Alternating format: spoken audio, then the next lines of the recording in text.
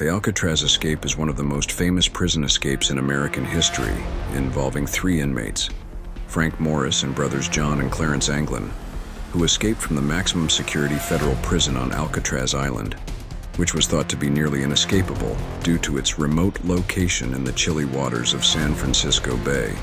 Hit that like button and subscribe right now. This is the true story of the escape. Welcome to Exclusion.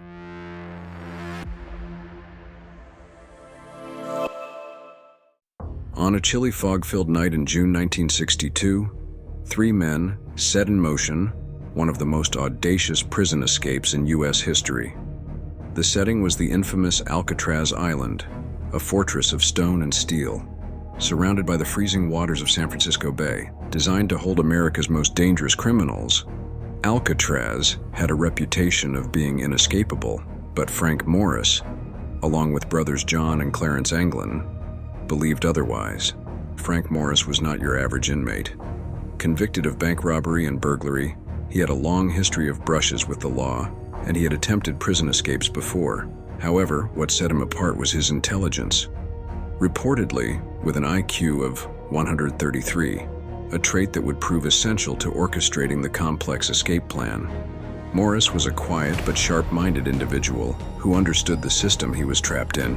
He was methodical, calculating, and willing to take risks when the time was right. The Anglin brothers, John and Clarence, were convicted bank robbers as well.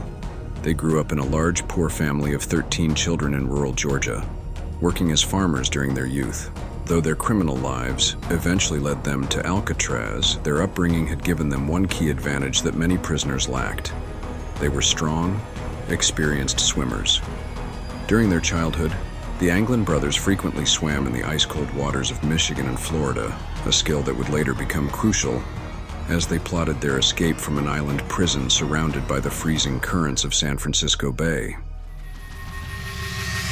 The 3 men formed an unlikely trio, but together, they found a shared dream of freedom, and in the grim confines of Alcatraz, their friendship blossomed into a bond based on trust and survival. They became determined to beat the odds and defy the seemingly impenetrable prison. The escape plan. The escape plan was born quietly in the darkness of their cells, driven by months of meticulous observation and preparation. It started with a realization. Alcatraz, while seemingly impenetrable, had vulnerabilities. Morris, the brains of the operation, noted that behind each of their cells lay a small ventilation shaft, leading to an unguarded utility corridor that ran behind the walls. If they could break through the walls of their cells, they could access this corridor and move freely without detection. Over the next 6 months, Morris and the Anglin brothers carefully expanded the ventilation ducts in their cells. The work was slow and grueling, conducted primarily at night while the guards were distracted or when the prison was in its nightly routine. Using crude tools such as spoons stolen from the mess hall and saw blades they had acquired, they chipped away at the concrete walls surrounding the ventilation grates. The sound of scraping could have easily given them away, but they used cover noise from their prison routine, such as playing instruments during music hour, or the loud noises from cell block doors slamming, to mask their work. To ensure they had time to carry out their plan without being caught during nightly bed checks, the men came up with an ingenious ruse. They constructed dummy heads from plaster, soap, and toilet paper, decorating them with real human hair they had collected from the prison barber shop. These heads, remarkably lifelike, were placed on their pillows each night to fool the guards during bed checks. Underneath their blankets, the men would disappear into the shadows, quietly working away at the walls of their cells. As the walls crumbled slowly, inch by inch, they gained access to the hidden corridor behind their cells.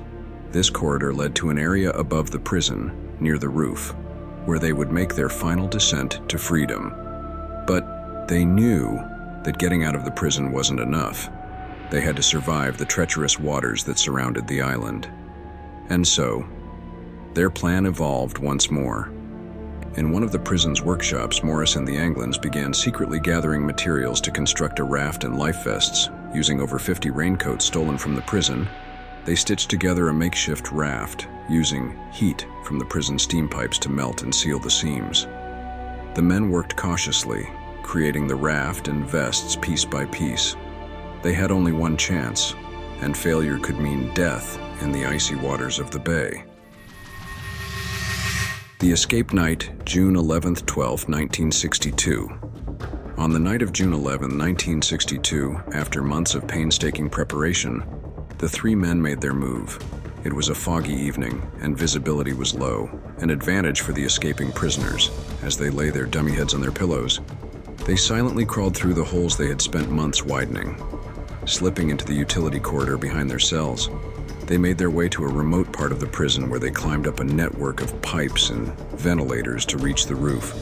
Alcatraz wasn't just a building, it was a labyrinth of stone walls, iron bars, and hidden dangers.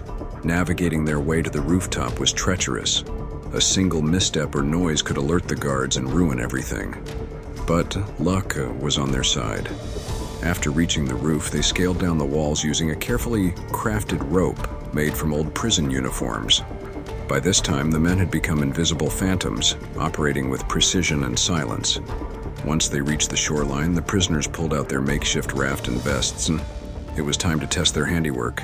In the cold, misty darkness, they inflated the raft using a musical instrument, an accordion-like concertina, which they had smuggled and modified into an air pump.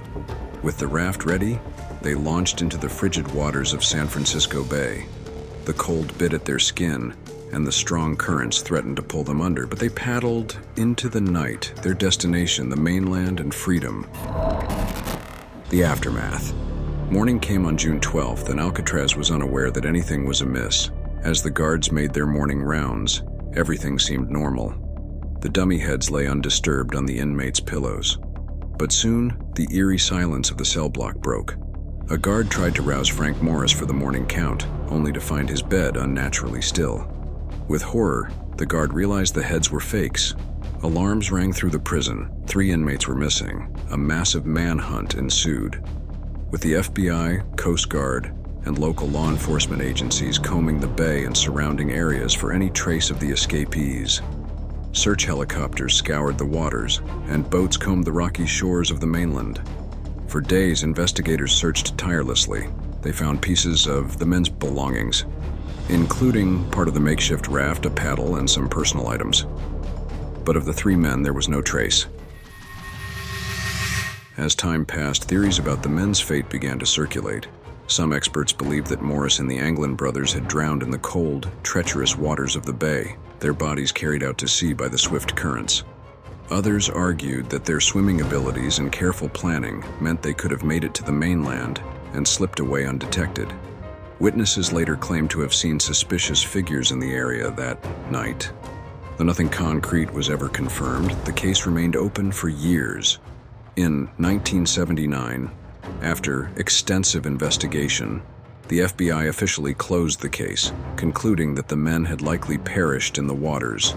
However, not everyone was convinced.